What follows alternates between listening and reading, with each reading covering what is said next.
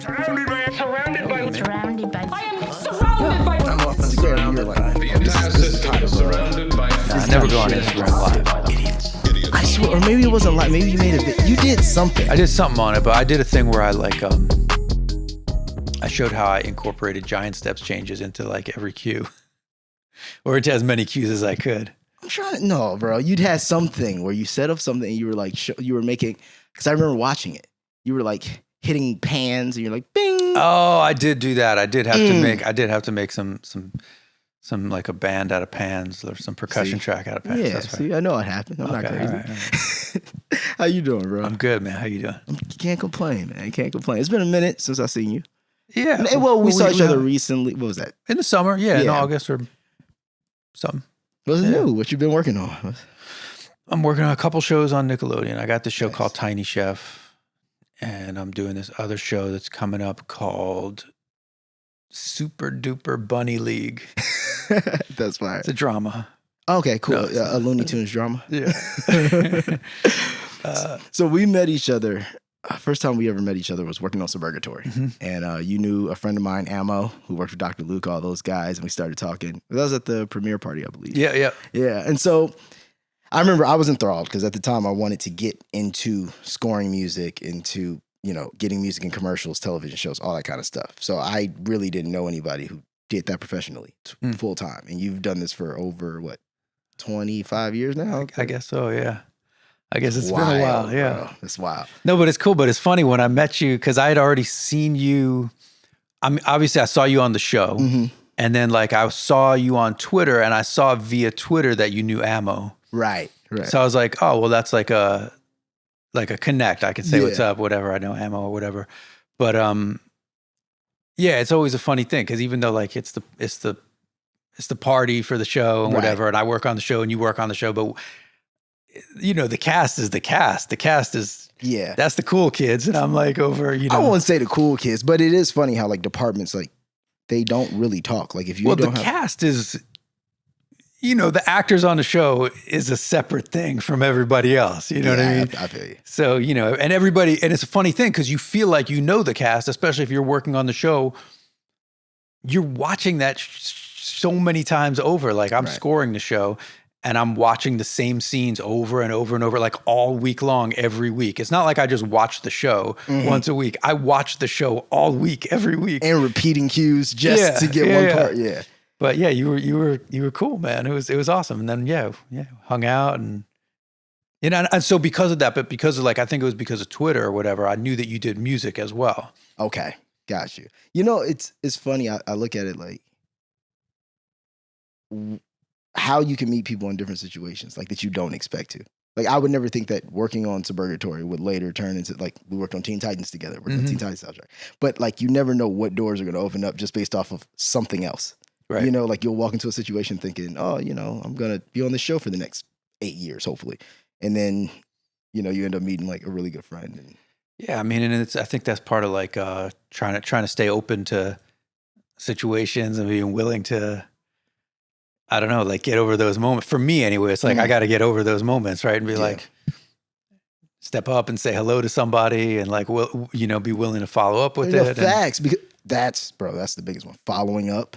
It's so hard because also, in LA, you know how people are. It's like, oh, man, we got to get in, bro. Yeah. And then you're like, hey, what's going on, bro? You around next week? Crickets. It's like, then they see it's the next thing. Hey, man, you got to hit me up. New phone, man. It's like, get the fuck out of here. What was your start in music in general? Like, how did you get to scoring television, of all the genres? Yeah, it's funny because like I think some people they have a lane that they're trying to do. They want to be score composers. They want to be this or that. And I didn't really think of it like that when I was starting out. I just was like, I want to make music, and I don't know how I'm going to do that. I don't know how I'm going to pay the bills off of music, but and so many things in music feel out of reach when you're starting out, and I didn't really have I didn't grow up having any like industry connections or didn't know anybody who did it. So I was just like looking for ways to do it. And then you kind of figure out like the things that the things that you're good at, Mm-hmm. and I was interested in, I mean, nowadays, obviously everybody's going to be using a computer and all the stuff, but like I was interested in technology and recording and all that stuff, even when I was young, even when it was like the days of 4-tracks and drum machines. And, I had the drum machine, I had the 4-track, I had the reverb unit, like making little demos when I was in high school. So like, again, like that wasn't like in the direction of, or it wasn't deliberately in the direction of like, oh, this is what I want to do. Like I want to score or I want to produce. I didn't even really think like that. I was just making music, So who put you into music? So did you start in high school or did you start earlier? I guess I was starting to play guitar a little bit before high school. Okay. And did your parents were they big into the arts or were they kind of like, yeah, you should get a real job? My mom, I mean, both of my parents were supportive of it for sure. My mom definitely had the, you should have a fallback plan. And she wasn't wrong, she wasn't wrong. My dad was just like, if you're going to do it 100%, do it serious, treat it like a business. That's what he always said to me. Right. And, yeah, I don't know. Yeah. So somewhere in high school though, somewhere it clicked where I was like, that's really all I want to do. Right. And what were you listening to in that era? That's a funny question. It's like the Beastie Boys. You know what's so funny, man? So I'm in high school when Beastie Boys like hit with That's like, what I was. you gotta you gotta fight for your right to party, and I thought it was so dumb. I mean, I love the Beastie Boys now. Don't get me wrong. I think I was too serious about things and like trying to like. I was like, what is that? Yeah. So dumb. Like it felt like it felt condescending to me, like, cause I'm that age and I'm like, I'm not that dumbass. Right. And you're like, why are you selling this to me? Yeah. Now, even that track I love the guitar solo on that track. It's wild. Fire, right? Yeah. I love it. It's just hard. But of course you heard all that stuff, there was all of that. And, but I was starting to get into I was kind of getting into blues at that time. And I mean, this is kind of silly, but the thing that really was the moment where I knew that I wanted to make music forever. It's so silly, but my dad took me to see Hail, Hail, Rock and Roll, which was the Chuck Berry documentary. Oh, okay. And it's basically like he gets together with all these people and does a concert with Keith Richards and Etta James and Eric Clapton and all these people. Okay. And he goes back to, I'm pretty sure he goes back to Memphis and plays in a theater where, when he was younger, blacks couldn't play, right? Mm-hmm. And he does this concert, right? I see that and I'm like, that's what I'm going to do. That's awesome though, man. I mean, and also you're seeing the best of the best. Yes. I mean, it's kind of ridiculous. I'm looking at what Chuck Berry's got to be in his, at that point, is he 70? Is he late 60s? Right. You know what I mean? It's we're talking about 1986, 1987. Right. And, I'm looking at Chuck Berry that's what I'm going to do. But it wasn't exactly that. It wasn't like, I'm going to be Chuck Berry. But it was just the music thing, you know? And the way everybody came together, the way everybody played music together. And so that kind of started, that kick started it. That was where I was like, all right, that's the direction. You saw that it was possible. I think sometimes we have to see, because I run into this sometimes, I don't know what I want to do or what direction I'm trying to go in. But then when you see somebody doing it and you're doing it well, you're like, oh, that's possible. So what I'm thinking of or kind of around what I want to do is feasible. I just have to find my way of doing it, Yeah. I mean, to me, that's a thing that happened even more a little later on, as I started to meet people who were doing it, not seeing people who were doing it on the highest levels, but just seeing real people that I'm like, you see, that dude puts food on his table by doing this, you know, he's not famous, but he does it. That's what he does every day. He doesn't go to an office. He doesn't do this or that. He's doing music or he's doing his, creative thing. And so, seeing, as I got a little older, start to see those kind of things, that always keeps me motivated. And then as I started, I'm sure this happened to you. I'm sure, it still happens to me, but when my peers started to have little successes, sometimes big successes, that was always inspiring to me. 100%. I was just like, yo, I know that dude. That's like my friend. He's Yeah. doing this. She's doing that. I'm like, wow. That means that's like, okay, it can be done. Yeah, Like, it's like I've kicked it on the couch with this person, Yes. like not doing anything, and I've seen where they've gone. Oh, Yes. I can figure this out. And then you also start to see the trends amongst the people who are making this stuff happen, and you go, Oh, they're cut from a slightly different cloth. Like, they're you start to notice that it's not an accident. Those who are hitting hard. well, speaking of that, like I remember you were telling me this, and I don't know the full list, but even the high school you went to, you went to school with like some heavy hitters like themselves. Like obviously Emily, who you work with all the time. Yeah. Emily Well, Cabinet. I went to it's called LaGuardia now, but it's High School of Performing Arts. That it's the school that they made fame about. And I mean, there's these performing arts schools in a lot of cities now that have had like a lot of people come from them. But there was actors there was musicians there who were all, That's great. not all, but a lot of people are doing big things. Who were some of the names? Well, actor wise, I was in school with this dude Rory Cochran, who's a friend of mine, and he's been in tons of stuff. I mean, you might, I don't know if you know Rory, but like he's was in Argo, and he was in he's really well known for being in Dazed and Confused, and but he's done so many things, so many movies and TV shows through the years.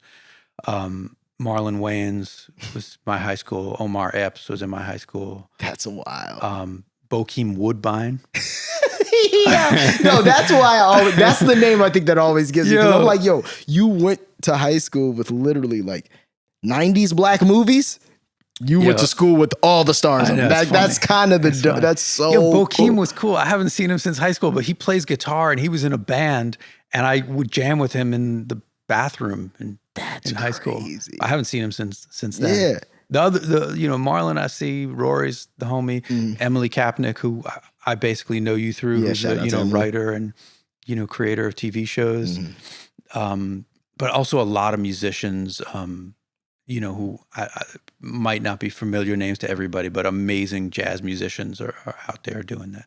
And these kids who were like, they were just ridiculously talented and had skill. Right. At 15, 16, 17 years old, were like, you just knew, like you were like, and that was kind of a hard thing about it, which is like, it was fun, but it was also like, man, I suck. Like, but you got to think they felt that. Some of them felt that way too. Just they're not saying it out loud. Like you have to remember, maybe, but everybody you just named, including yourself, all making a good living off of the arts. Like literally doing, like you just said.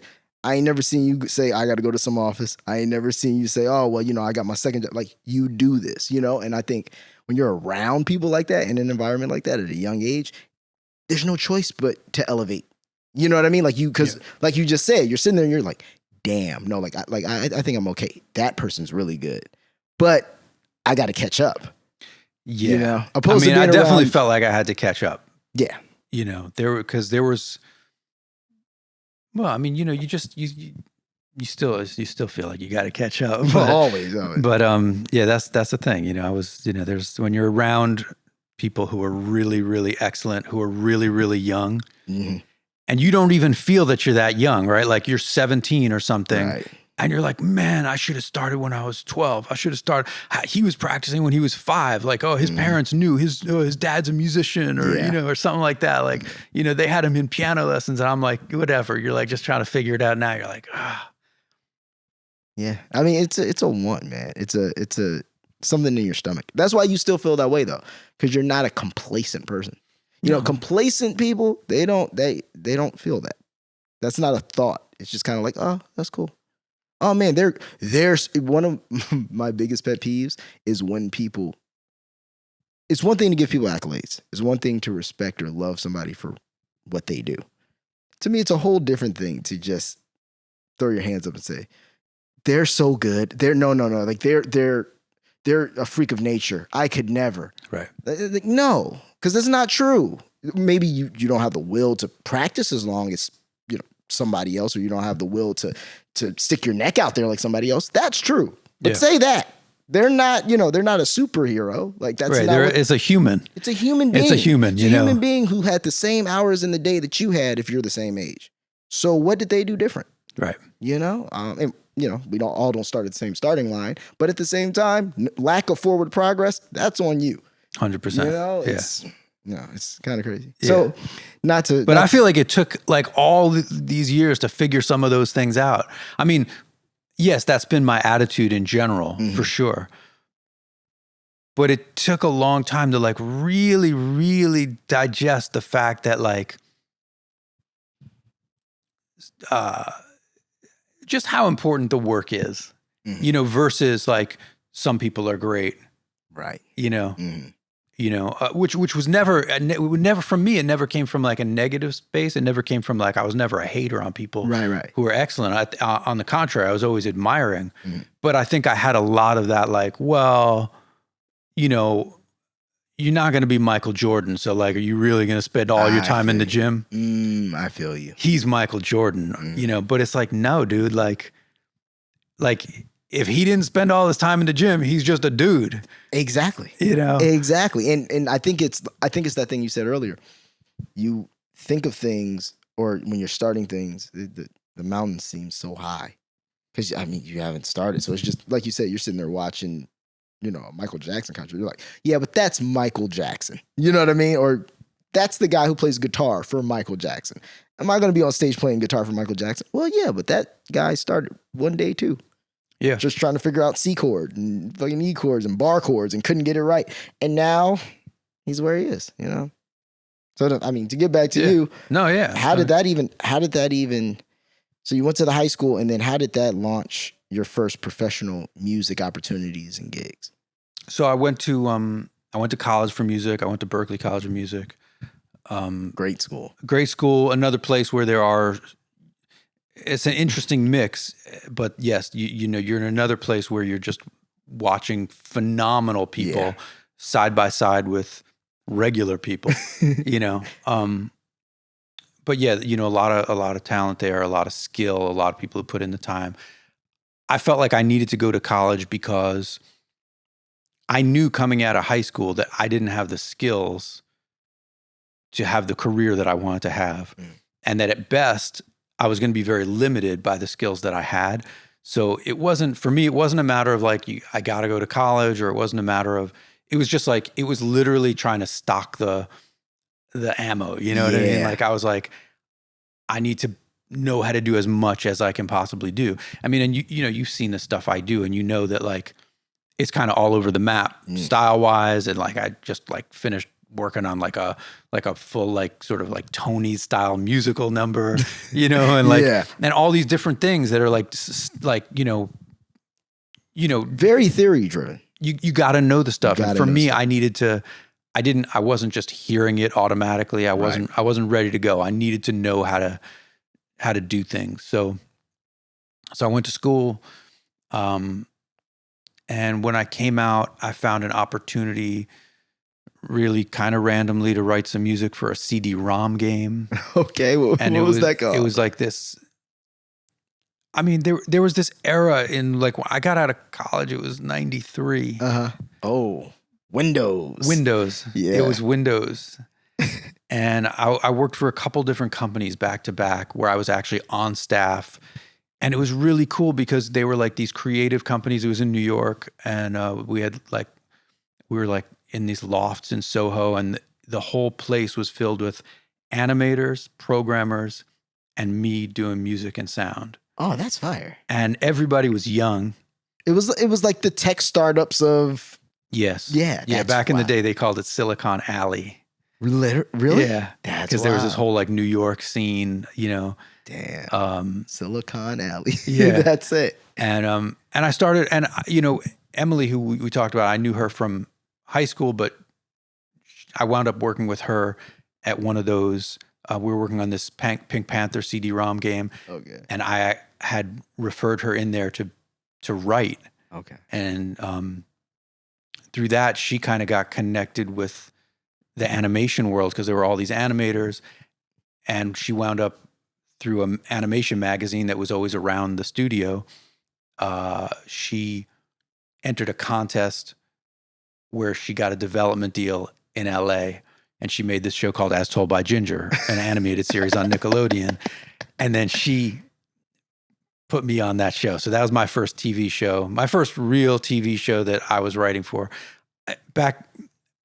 I can back up a little bit. So I'm in the studios, you know, in the tech world, writing CD-ROM games, these Pink Panther like adventure games on Windows. The company that we worked for went out of business. I had put my studio together there. Like they had, you know, I gave them a list as what I need, blah, blah, blah, JV 1080, you know, and all this stuff. When that company went out of business, they were doing like little severance packages for everybody. And I was like, I don't want severance. I just want to take my studio. And I took my gear. Kudos, very quickly, but kudos. Like, you see what I mean, though? That's the difference between somebody who said, I'm doing this, and somebody who's like, well, you know, fuck it, like, it didn't really work out. You know, I could get some money for this stuff. I'll just take my severance. No, you're like, no, I need my gear. I have somewhere else to go with this. Yeah, like, just respect, man. Continue. Yeah, so, you know, I had like some speakers, a MIDI controller, a couple modules, set it up under my loft bed in my studio apartment in New York. Right.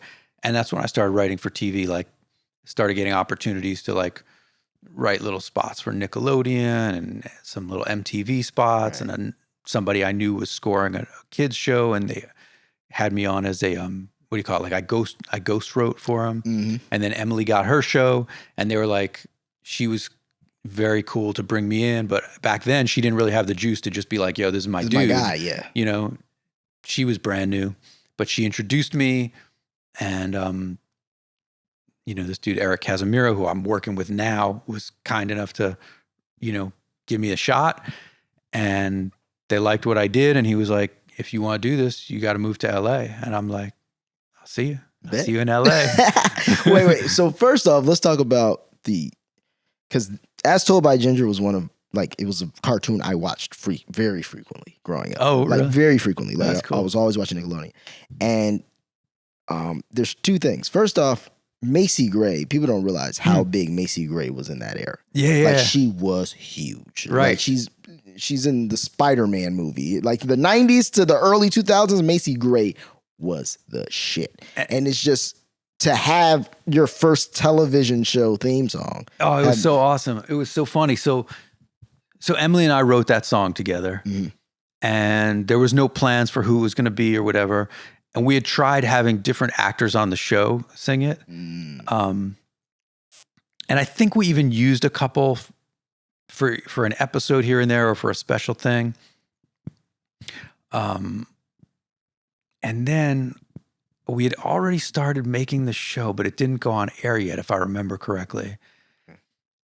And Emily told me about Macy Gray. She was the first one who hit me to Macy Gray. She's like, you know, because I hadn't moved to LA yet even. The vibe of music is just a little different. And she was like, yo, you got to check out this Macy Gray album. I went out and bought it. And it was so up my alley. Like, I loved it. It sounded so modern at the time, the first Macy Gray album, right? Because it was like, I can't remember anyone who did that before her, did like the throwback soul vibe with the modern production. Right. And anyway, it was so dope. And I have no idea how she landed on the show, because there was no specific connection. There was no reason why. I just got a call. They're like, yo, Macy Gray is going to record the theme song. And I was like, what? That's amazing. And, you know, I produced the session and whatever. And I had no experience. Like, I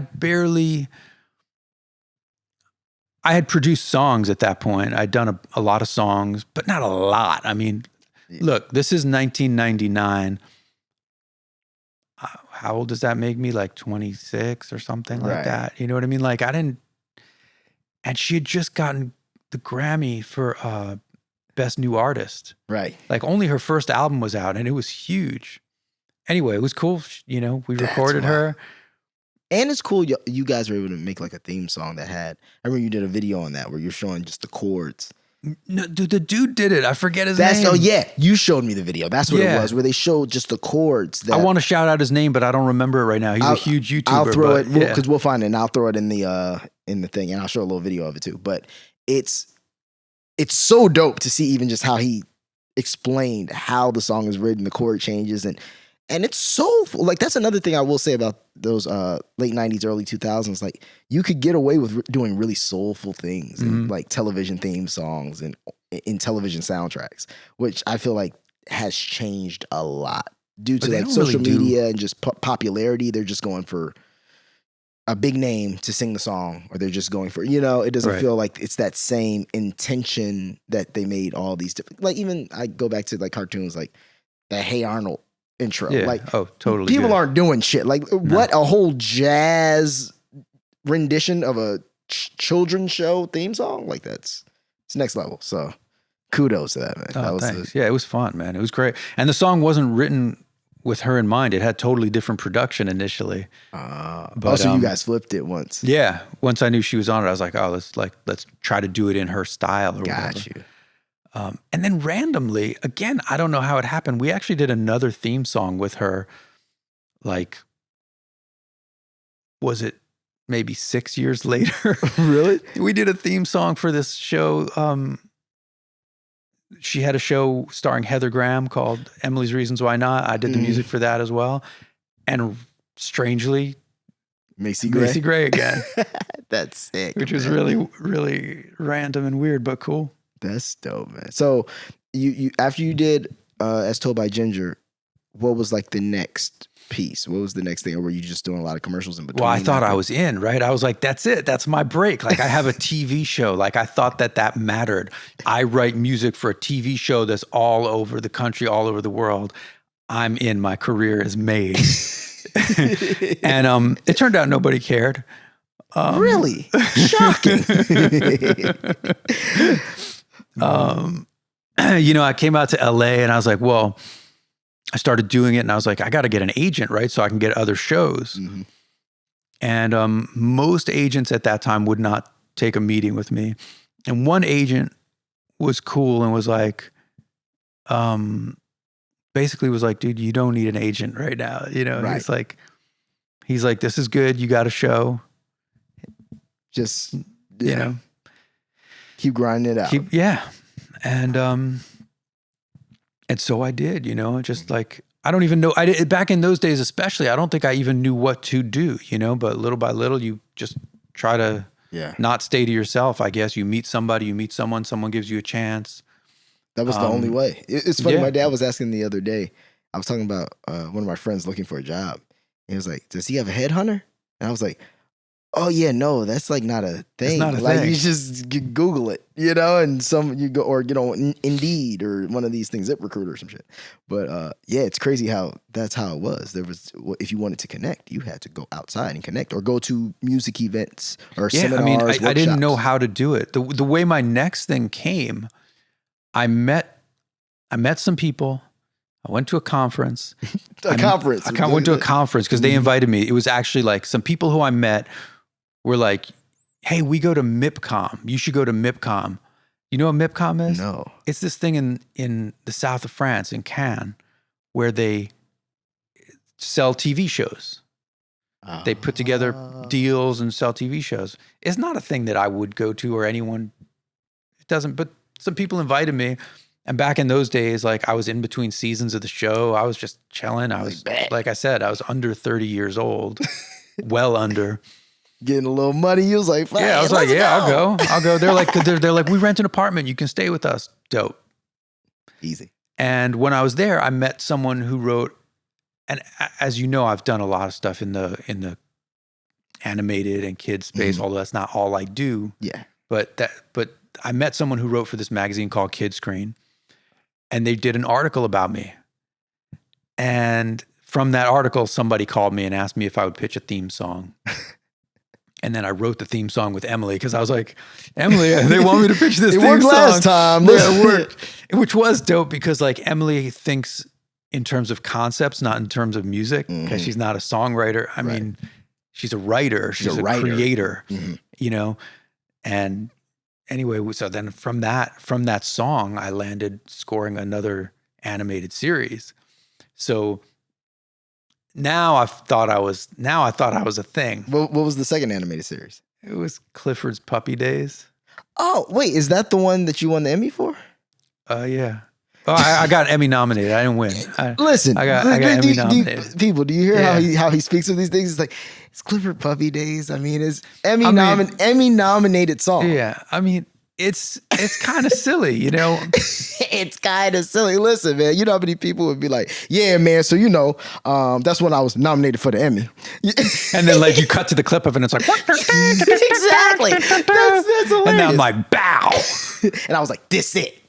So No, but silly. that's still amazing though. So what was that process like? You and Emily just worked on, did you have footage of the show and then you just watched it? I don't remember too much because it was a long time ago. This is like, it was probably 2002 or 3. Okay. I think it was 2003. But, you know, they give you a brief. They tell you something about the show and a little bit. And then, you know, Emily's like, I think it should feel like one of those playground chants, like with the kids clapping and, you know, double Dutch and, you know, and this and like, you know, and like just like kids playing, doing a chant. So she kind of like just kind of sang me this idea for like the first part of the song. And then the second part, she had some lyrics that we made a melody and became like more and then we recorded it and they picked it. And this wouldn't even happen today, but back then they liked my song and therefore picked me to be the composer of the show. Because nowadays, like they'd be like, okay, we like your song. And then they go, exactly, thank you and goodbye. And they'll go find someone else to be the composer. But yeah, so I got to do, you know, 2 seasons of that show. And one of them was overlapping with As Told by Ginger. And then I don't even remember how I met someone else on another animated series. And in my last season of Ginger, I had 2 other shows, which again, like it was kind of crazy for my age and for where I was at. Even though, yes, I don't think very highly of, As Told by Ginger, a separate thing. That show was dope and was a special show. These other shows that I was doing, they were fine. They were just animated series for little kids. But I had 3 shows going. At once. You know, at once. And the mistake that I made, not that you asked, but was that I thought that, well, if that's where I'm at today, it's only get better from here. Yeah. Kids, it can go both ways. Very true. And that, listen, man, as somebody who, you know, has had some successes early, you think what you're doing, nothing drops.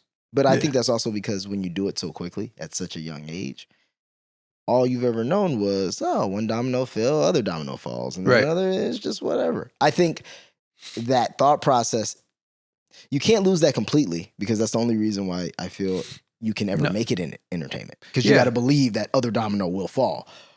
But you got to be smart enough to understand, I need to be able to be cool financially and chill until that other domino falls. For you only learn by experience. Yeah. And look, I mean, in the big picture, I guess I was right that things did continue to flow, but those things were not deliberate, and I don't feel like, I don't want to say that I can't take credit for it because obviously I did something to make those things happen. Right. There's a lot of happenstance, a lot of luck, you know. Like I said, like I think the positive things you can do is you say yes to things and you show up and you take some chances and you go, yeah, fuck it, I'll go to France and hang out with these people who I don't even know. Maybe I'll meet somebody. But it also could have not gone that way. There's no guarantee that just because I did that, like 100%. But you know. But I will say, I know for damn sure if you don't do that, it doesn't happen. That's the one thing. If you try something, it's shit. It could even be 70-30. Yeah, 70 it won't work. 30 it could work. But like at least you got that 30. If you don't try it, then no, it's 100%. Motherfucker, ain't nothing coming. You know. Yeah, that's cool. That's really cool. Yeah, that was good, you know. Yeah, and I mean, you know, then little by little, you know, by that time I started to realize that I definitely wanted to make other music. By then I'm realizing, okay, all that stuff I was saying about when I was younger, all I wanted to do is figure out how I was going to make a living making music, and whatever I do, if I'm making music, I'm cool. Right. By this time I'm going, okay, I'm making a lot of music. This isn't exactly what I want to do, or it's definitely not all I want to do. So then I started just like making music on my own, things that weren't for jobs. Because I didn't really do that before because it's weird, right? Like most people, they're making music because it's fun, but I was always working on jobs. Yeah. And so whenever I didn't have jobs, That was your free time. I was hanging. Oh, I see what you're getting at. So you were like, I need to be making something. I need to, if I want to get jobs doing the kind of music that I want to make, I got to make that music. Got to put it in the universe. Yeah. Yeah. And you got to put in the time and you got to get good. Yeah. Because it's a whole different palette. Yeah. Just because nobody cares. That's the thing. Nobody cares about your Emmy for friggin' Clifford's Puppy Days. That's not going to help you in anything except getting the next Clifford's Puppy Days. Right. And even that, they don't care. They'll be like, well, you could send us something. You like, that's true. So I started making music, and then, socially met more people here and there. Because you started working with Cool Kojak as well. A little bit later, well, kind of around the same time, because one of the next things I did was I did the music for Being Bobby Brown. Oh, and that was one of the first things I did with Kojak, because I was making a lot of beats for that. And this was the beginning of reality TV, and they didn't really know about, like nowadays, and for most of reality TV, they just drop in library and they just all cue library after cue after cue after cue after cue. I've watched don't ask me why, a recent episode of 90 Day Fiance, and I sat there and I heard music being played that was in my Super Sweet 16. My Super Sweet 16. So that let me know that whatever this library track is definitely from 06, 07 or before. That's hilarious. Like, damn, y'all still using that? Yeah, so these shows only use library. On this show, when I was doing Being Bobby Brown, they didn't use a music library. They hired me to be the composer, but really they wanted me to create a library. I was just making beats. That's it. And so that it was cool, but then, and I knew, even though they didn't ask for it, I was like, you know what, you're going to need some bumpers, you're going to need little like stings. And I started making things like that they reused a lot. But then I was like, I was starting to hang out with Kojak a lot. And then I was like, yo, throw some beats in the mix, Right. So he started doing it. Then we would watch it when it would come on, and we would just like, we would play this game to see who got more beats in the episode. That's dope. We would, but then we started making a whole bunch of music together. And started making records, and we had our project, and that's sick, man. Moving on. That's dope. So around that time, is that when you started venturing into the Latin world? That is, because the first thing we did were like we were making like electronic tracks, and like we wanted to like get sync licenses and all that. Yeah. You could get sync licenses back then. I mean, you can get them now, but you could really get them back then, and they could pay some money. Less people had computers. Yeah, and also everybody in music wasn't trying to get sync licenses.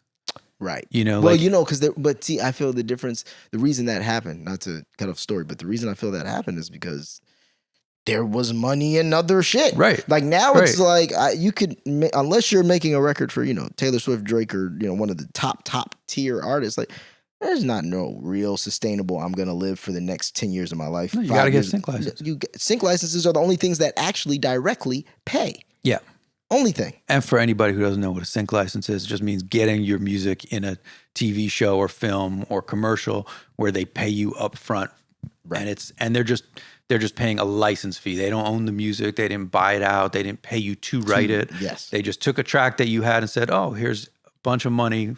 Let us use it in our show. Yes. And you can still use it in every other show you want as well. So that was a thing. They said, no. Yeah. No. I mean, it's still a thing.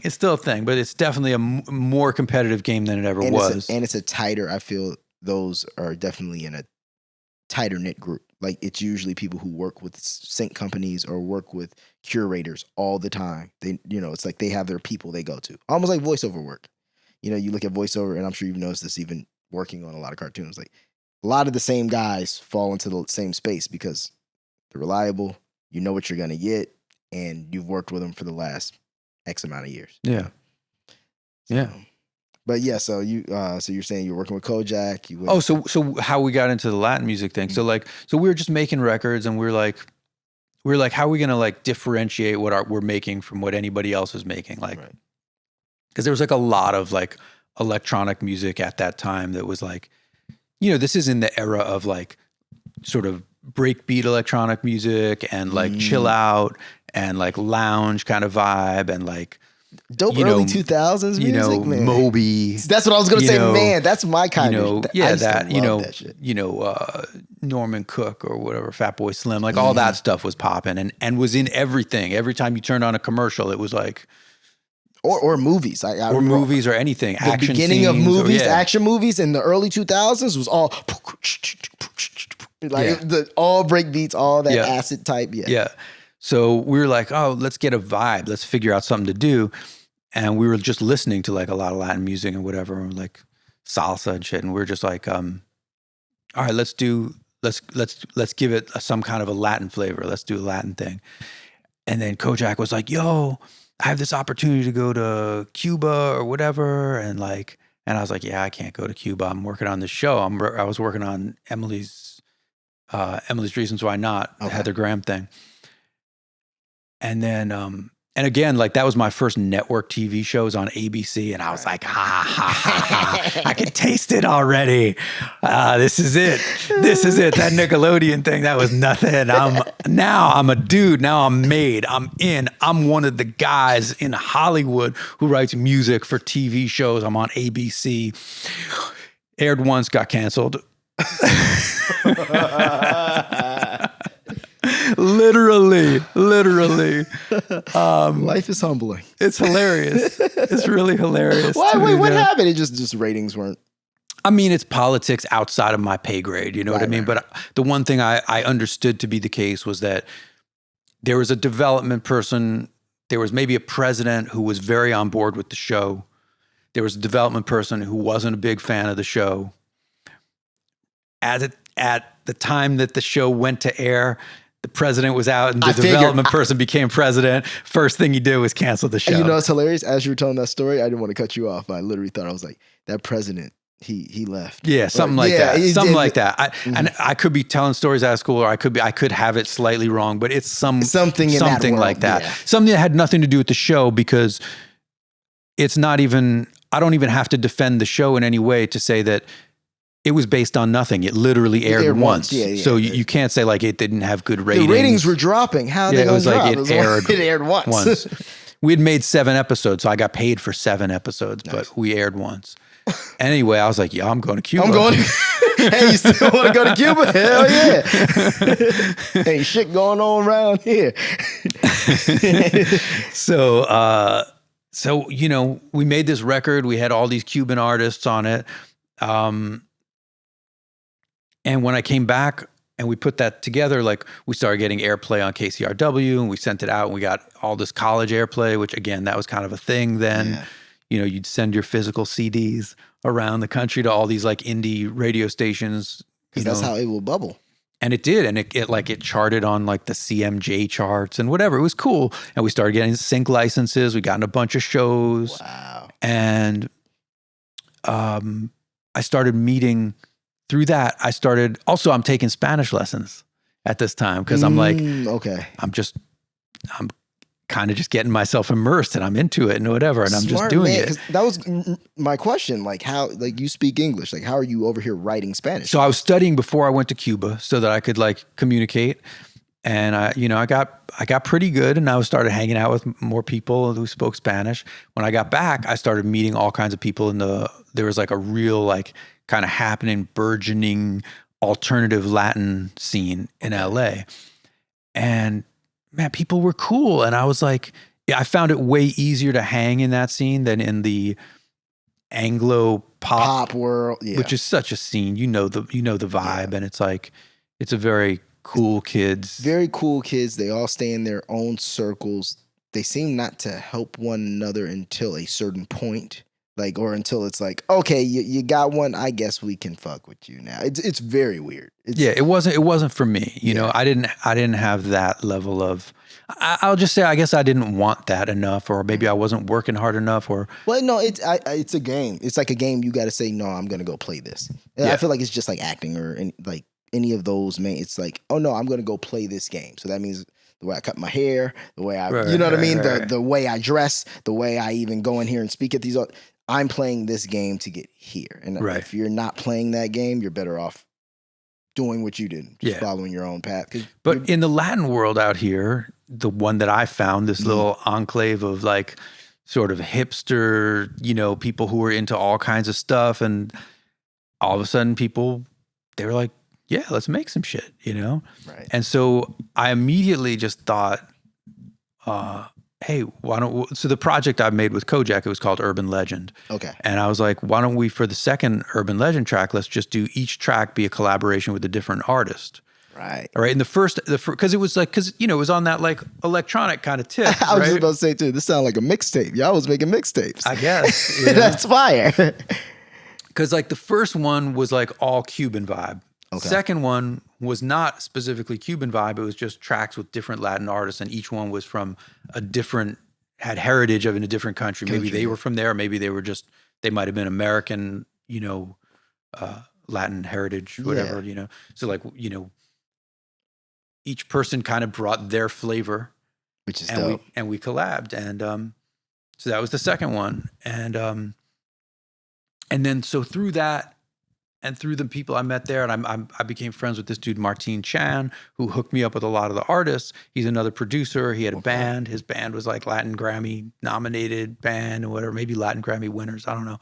He was a thing, and he's a dude who, he's like you. He moves around a lot. He meets a lot of people. Right. And he was always down to introduce me to people. And again, still the homie today, and we like, collaborate on stuff. But he then introduced me to this artist, Beto Cuevas, who is like a big deal Latin artist. Okay. He had a band called La Ley, many Latin Grammys over the years, like rock star. Rock star in that world, yeah. And he brought him by the studio.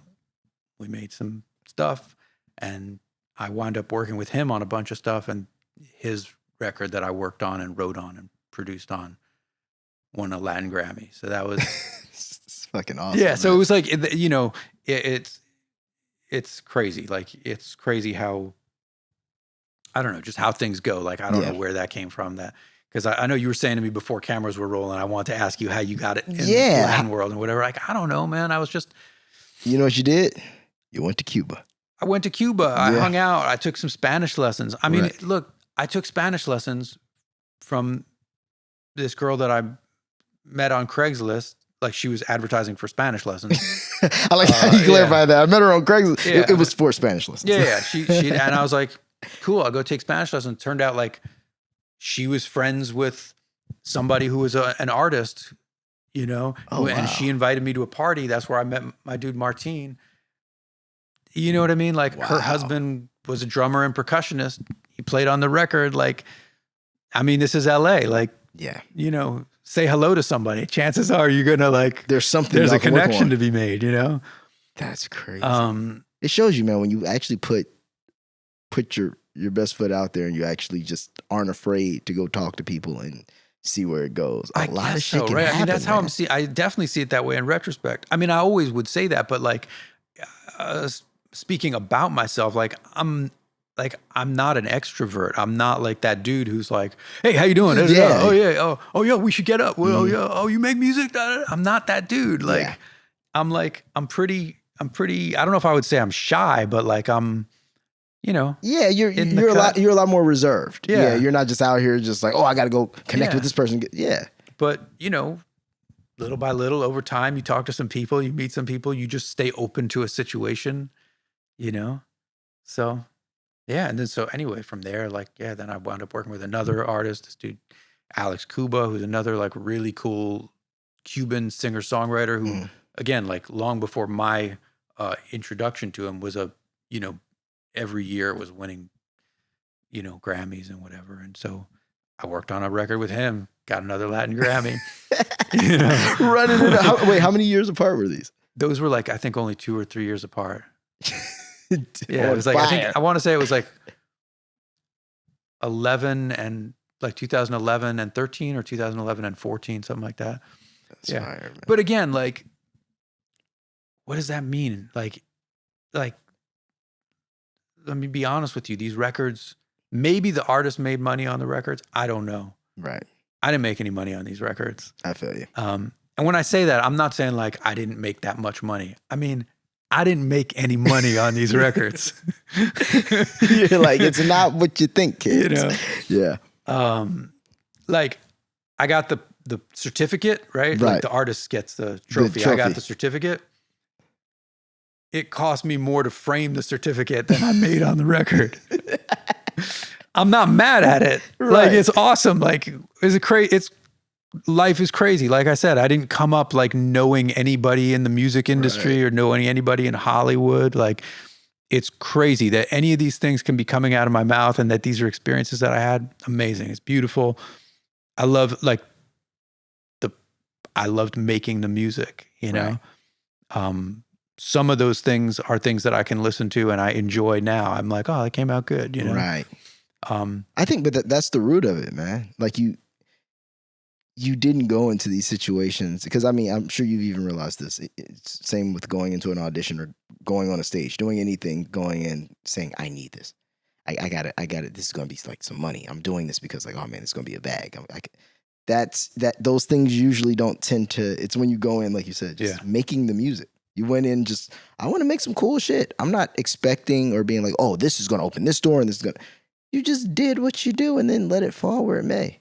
And then every once in a while they land, you know? Yeah. And then that just opens the next door, you know? But it's incredible to be so versatile. A lot of people can't even make different genres within one language, you know? For me, it's like, it's how I survive. I feel it. But it's not only that, it's also what turns me on. Cause like, I don't think that I genuinely like, I don't think there's a style of music that I mean, there's definitely styles of music that I gravitate more towards, but like, even when I was young, I knew that like, I wanted to do a lot of different things, you know? Like the people that I looked up to always did a lot of different things. Same. You know? Yeah. You can't pigeonhole yourself because it's like you said. It's like talking to people. You don't know what door that'll open. You know, or if you don't know how to do something, just say yeah and then figure it out when you get there.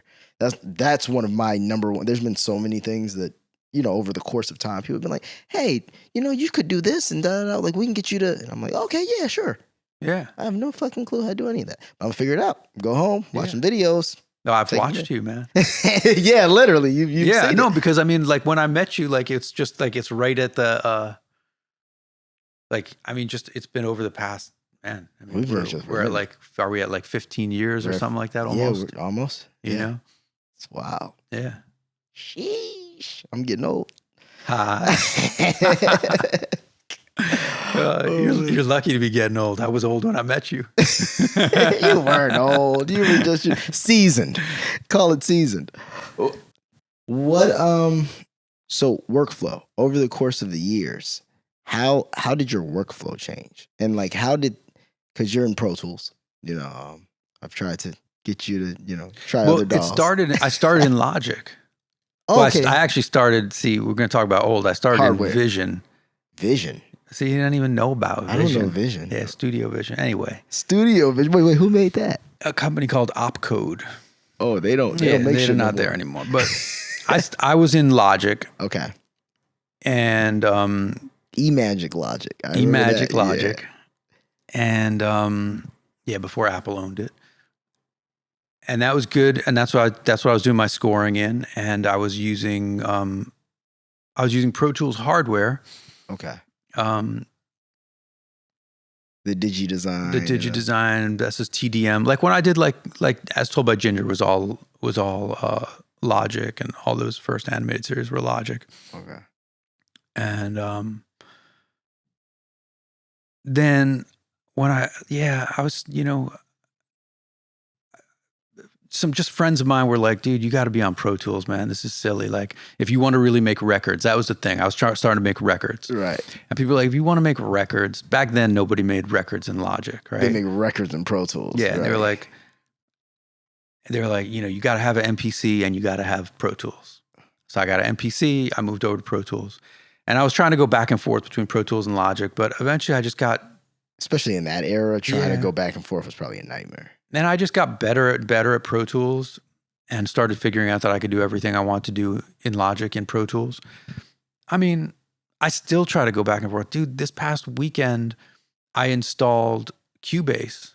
Oh, I was like, I got to check it out. All right. Cause I'm checking out all these film scoring people. I'm like, I got to mess with Cubase. a friend of mine was telling me Cubase is sick because of the way it's something with the timeline, right? Or some way that it's matching video to, it does something really cool for syncing music to video. I don't know. I've played with everything, man. I have Ableton, you know. Yeah. I know how to do the basic stuff in it. If I want to do something or I just need that something about the sound of it, Right. I can do it. But like, I think that I was about to really jump in. I played with Studio One, you know. I'm just kind of like, I think that I realized that I don't care anymore. Like, I'm fast on Pro Tools. Right. Maybe I would be faster on some of those other DAWs because they are faster. Like the nature of how they work is faster. I don't know. But yeah, I get it. And it's also, the second you have to open 2 different DAWs, even for myself, I get like, because I still like recording most of my vocals in Pro Tools. Like I usually like doing that. The only thing is just the workflow of, like, have you seen their new app? They have an app now, Pro Tools Sketch. Yeah, I haven't played with it, but yeah, I downloaded it. I haven't. But it's funny because they're trying to kind of use that like Ableton workflow where you have clips or whatever. But yeah, I won't lie. Pro Tools does have like I feel like it's like a real blank canvas. It doesn't really color the sound of anything. What's going in is what's coming out. And when you're matching video with music, I do feel like, especially when you have to, exporting the stems, doing all the things that you need to do when you're delivering something.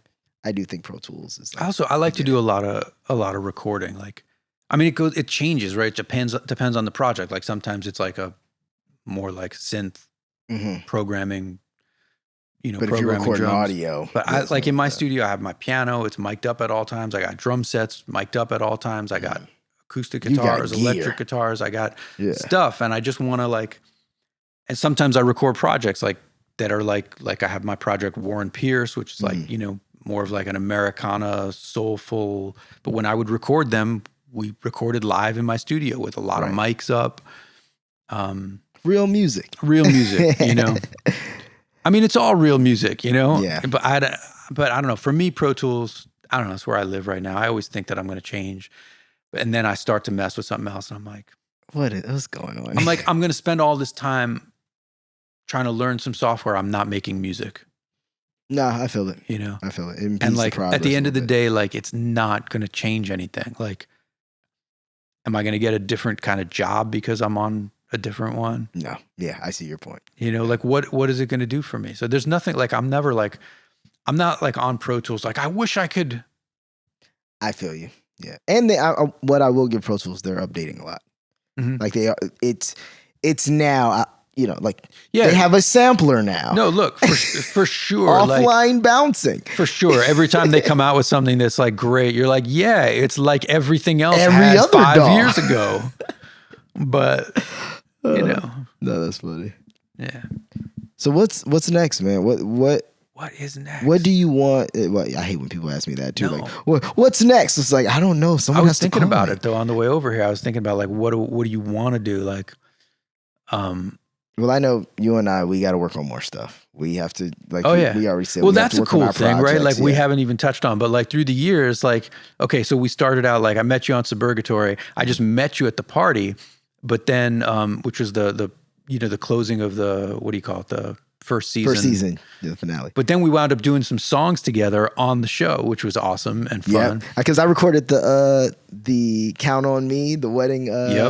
And the one I liked that we did was the Jackson 5 one. Yes, we did. And that one was really, really good. And I remember working with you on that and like how much attention to detail you had on like copying how the vocal went. Yeah. Cause like you did a take and I was like, cool, good take. And then you're like, no, listen to how he does this over on this. Like just like little inflection thing. You're like, oh, and I was like, oh yeah, do that. Do it like you did it. Can you do that? Do it. Man. You know, funny. So I respected that. I was like, oh yeah, cool. And then we wound up just like doing little songs here and there, like just things where I'd be like, and I knew you had very like real dope and specific like production chops. So I'd hit you up and be like, hey, you want to work on this thing with me? So we did after that we did the what was it? Growing up Splitting Up Together. Right. We did that song. Old bitch. You a old bitch. And you know it's true. Yeah. It was so dope because just watching, I've watched The Office for years. So watching, what's her? I'm blanking right now. I don't know. I don't want to call know. her Pam because I hate when people do that to me. But I'm terrible. I People don't know call me anybody's Randy, name. so it's fine.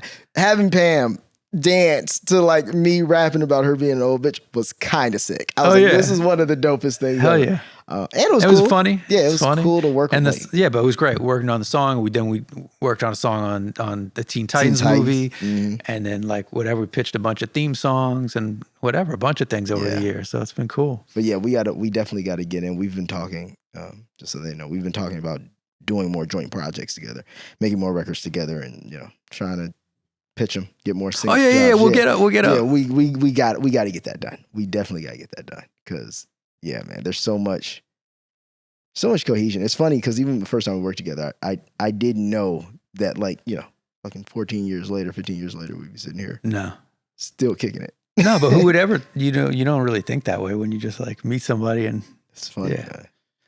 But it was cool. But when I met you, though, I was like, oh, you're gonna be doing a lot of shit because you had so much energy and so much positive energy, and you like have such a positive outlook on things, and like appreciate it. You just man, you just bring like. Yeah, I'm always like, I got to work harder, man. I was like, I can't get dark. My show doesn't get dark. He just moves forward. It's literally one foot in front of the other. Because if you're trying to worry about what's coming, you can't change it. You can't affect it. All you can affect is what you do today. And then after we finish this interview, all we can affect is what we do next. Like, you know what I mean? It's just what we have for lunch. What we have for lunch. It's one step at a time, man. Let me make sure. No, but the positivity, man, is really it's really key because it's very easy to get dark. Yeah. We're talking about all the positive random things that happen every time you meet a person. But like the other thing is like that very well is there's a lot of rejection in this business. There's a lot of like feeling like you're spinning your wheels, feeling like maybe you made some dope shit that went nowhere, And that happens a lot. And then when you're like, yo, if the best thing I made can't get any traction, what am I doing this What am I doing? It's easy to get dark. And so I always I really enjoy your attitude on things. Like I never feel that from you. I mean, I'm sure everybody goes there from time to time, but like that's never your vibe. Yeah, I mean, cause thank you for saying that. But it's, man, because sitting in your sorrows isn't gonna change anything. Because it's almost like you said about the records. It's like I'm like, oh man, Emmy nominated, and you're like, yeah, but no one cares. And it's the same idea with like when you're down and you're like, oh, nothing works out for me as well as me. Like, no one cares. It's it's either you're gonna figure out what you're gonna do next, or you're just gonna sit here and wallow in your own sorrows and get dark and be like, oh, things don't work out for me, which is probably helping things not work out for you even better because your mental's cloudy. You can't reassess. And also on that thing of like if you're talking about an award or an achievement, it's like the people that I like look up to and whatever you hear them talk about, like nobody spends much time on that. You know what I mean? Like.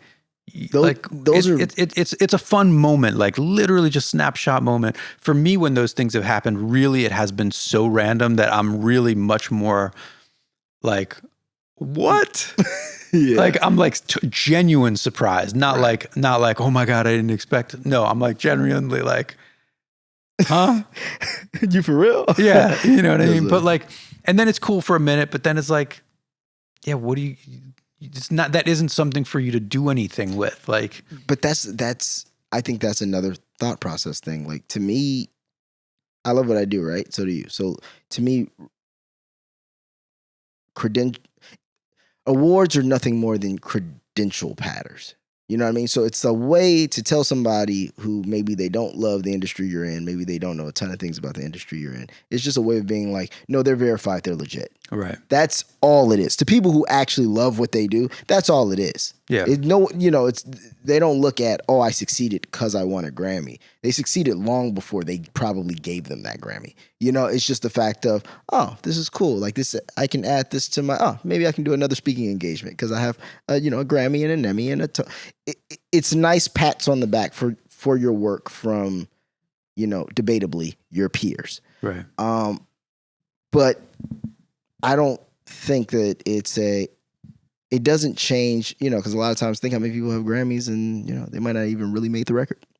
You think, it's all a perception game. Why do they even run the award shows? Because those are just big marketing ads. It's because just you an perform ad, because right. you have an album coming out, or they make sure you show up because otherwise you're not going to win the award. It's all bullshit. But if you don't know the industry, those are those points that solidify and make people realize, like, oh no, like this guy does this, Right. or this lady does this. But yeah, it's. But man, I've worked on projects that like really, really didn't go the way I wanted them to go as far as commercially. Yeah. That I'm so proud of. That I'm like, man, that was like, some of them were fun, some of them weren't that fun, but I'm really proud of them musically. Mm-hmm. That some of them were difficult.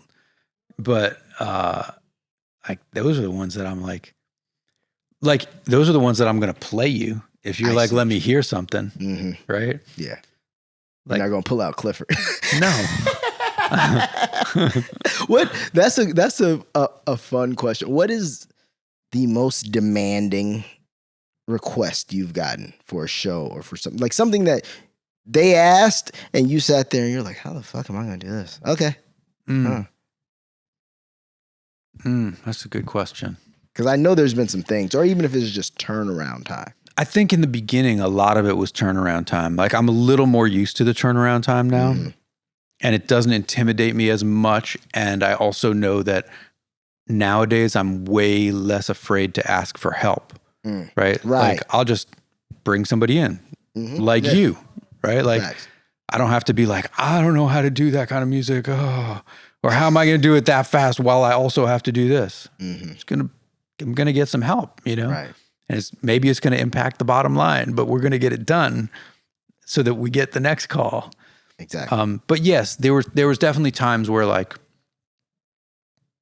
the amount of music in a short amount of time seemed impossible. But I don't know, like in retrospect, no, it's all, I don't know. It's just like, it's the first time you do it, right? Like, because like typically an episodic show, you usually have a week. Right. You have a week to turn score it. Yeah. Sometimes you have 2 weeks. I'm talking about on half-hour shows. Yeah, that's what I was going to say. Yeah, Right. because if it's an hour show, it's a little I'm different. talking about half-hour shows, which are really 22 minutes, really. If it's animated, you have pretty much 22 minutes worth of music to write, more or less. Maybe 20 minutes worth of music, But like I remember it used to feel like there was a lot on Suburgatory, and there was a lot of music on Suburgatory. More so than usual. Yes, much more so than usual. Emily liked it that way. She liked to score under the comedy, and I was always trying to make it good. So it takes time, Right. But I don't know, like in retrospect, like how hard is it to knock out, what is it, maybe 15 minutes of music?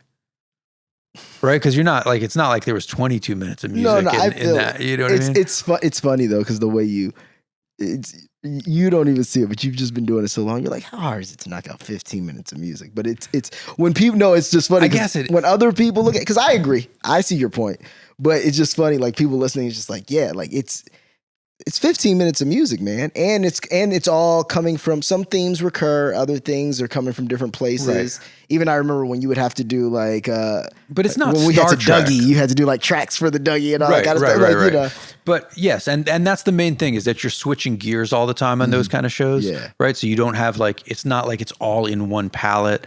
And so then you want each one to sound authentic as best as you can. But like, it's not Star Trek. It's not Star Wars. It's not, you know what I mean? Like I'm not doing, those were not like massive orchestral scores. They're like the challenge in those was just that I wanted things to sound good, right? So like I might do a cue that is just an acoustic guitar, but I'm trying so hard and I'm like, the string squeaked, and I'm like, the feel was not happening on that. And I'm like, why did I rush that? Let me do it again. I'm like, I messed up the end, Yeah. Is this the right sound? Is this the right sound? Should I use this other guitar instead? Maybe I should play it on electric, but like finger pick acoustic guitar style. Like I'm doing that. That's burning my time.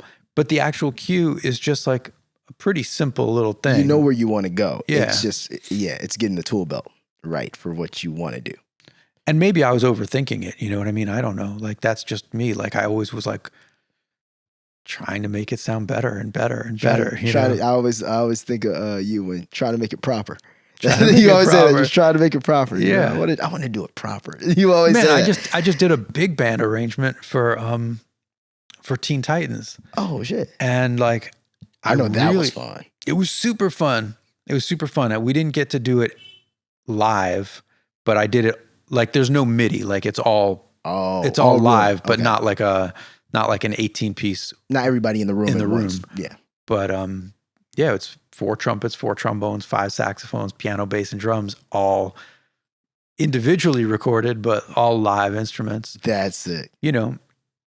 Everybody, like, they would have accepted a MIDI score from me. They would have been fine with it, but that's not what I want to turn in, but standards for yourself, man.